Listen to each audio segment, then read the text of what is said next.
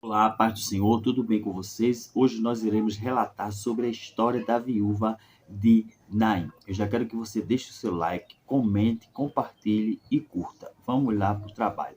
A história da viúva de Naim ficou conhecida na Bíblia porque Jesus ressuscitou o seu filho. O milagre envolvendo a ressurreição da filha da viúva de Naim é um dos mais emblemáticos de todo o ministério terreno de Jesus, em Lucas 7, versículo 11 ao 16. Este milagre aconteceu por pouco tempo depois de Jesus ter curado o servo do centurião, em Lucas 7, versículo 1 ao 10. É interessante notar a propagação da intensidade do fato. O servo do centurião estava à beira da morte, enquanto que a filha da viúva de Naim já havia morrido.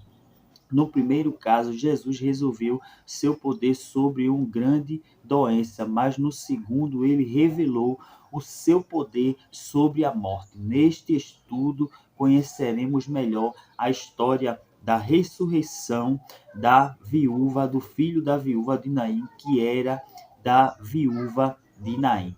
Nada se sabe sobre a identidade daquela mulher. A Bíblia apenas revela que depois de chorar a morte de seu marido, ela agora está sofrendo com a morte do seu filho. A vida de uma mulher viúva naquele tempo não era nada fácil, pois vezes as escrituras advertem sobre a importância de amparar a viúva. Mesmo assim, não era raro que uma viúva tivesse suas aflições negligenciadas.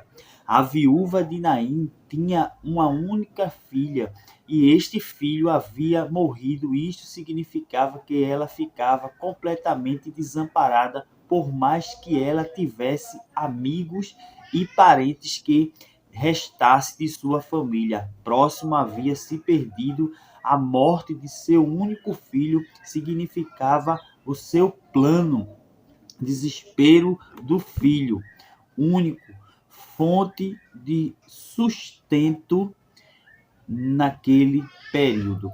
Então, o filho dela era uma fonte de renda, a última fonte de renda, porque a primeira era o marido e a segunda era o seu filho, mas agora o seu filho vem a morrer e ela fica sem essa fonte de renda.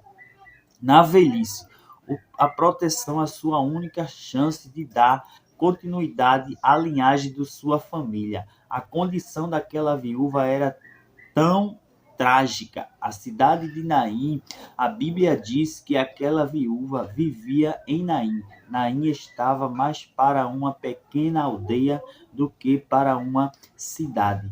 E nenhuma outra parte da Bíblia Sagrada esta cidade é mencionada. Naim ficava na localização próximo às margens sul da Galileia, a certa distância de Samaria. Acredita-se que a aldeia estivesse a cerca de 10 quilômetros ao sudeste de Nazaré e a 40 quilômetros de Cafarnaum. Essa localização coloca Naim entre o Monte Tabor ao Monte de Gibeoa, ao sudoeste. Quando Jesus seguia para Naim, ele não estava sozinho. Um grupo de seus discípulos o acompanhava e ele ainda era seguidor por multidões. O texto bíblico coloca Jesus próximo ao portão da cidade quando se deparou com o cortejo fúnebre do filho da viúva de Naim.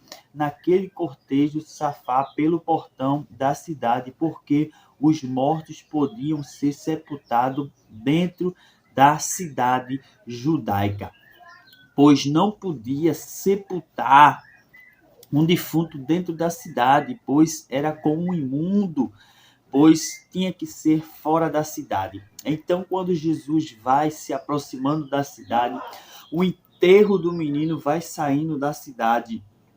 E a Bíblia diz que Jesus toca o esquife. O esquife era nada menos, nada mais uma urna. Era ali, podemos dizer, um caixão que era chamado de urna. Jesus toca naquela urna para o enterro, vai até o caixão, tira o menino de lá, ressuscita, o menino senta, ele pega o menino e leva até sua mãe, entrega aquela viúva, dizendo que Jesus estava mostrando ali que ela não iria ficar desamparada, pois Deus estava devolvendo para ela a fonte de renda, pois ela já não podia trabalhar.